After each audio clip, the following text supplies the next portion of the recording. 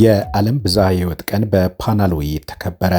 በኢትዮጵያ የአርሜኒያ ኤምባሲ በአፍሪካ ኢኮኖሚክ ኮሚሽን ባዘጋጀው የፓናል ውይይት አፍሪካ በኮፕ 17 የሚኖራት ተሳትፎ ጠንካራ እንደሚሆን ተገልጿል። በፓናል ውይይቱ ላይ ገለጻ ያደረጉት የኢትዮጵያ ብዝሃ ሕይወት ኢንስቲትዩት ዋና ዳይሬክተር ዶክተር ካርታ ካስኬ ኢትዮጵያ በብዝሃ ሕይወት ሀብታቸው ከበለጸጉ 20 ሀገራት አንዷ ናት ብለዋል። ኢትዮጵያ is rich in biodiversity resources like Armenia is, and it is one of the 20 biodiverse countries. ኢትዮጵያ ከ6000 በላይ የእጽዋት ዝርያዎችና ከ1000 በላይ የእንስሳት ዝርያዎች ባለቤት ናት ያሉት ዶክተር ካርታ ቡና፣ ጤፍና እንሰትን የመሳሰሉ ዝርያዎችንም ለዓለም ያበረከተች ሀገር ናት ብለዋል።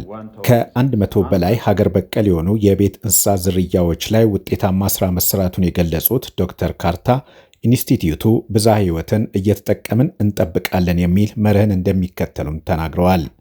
የኮፕ 17 አዘጋጅ ሀገር መሆናቸውን የገለጹት በኢትዮጵያ የአርሜኒያ አምባሳደር ሳክሳርጂያንስ ሀገራቸው ለጉባኤው ትኩረት ሰጥታ እየሰራች መሆኑን ገልጸዋል። Central objective of the COP17 will be the first global review of collective progress in implementing calming moisture global biodiversity framework.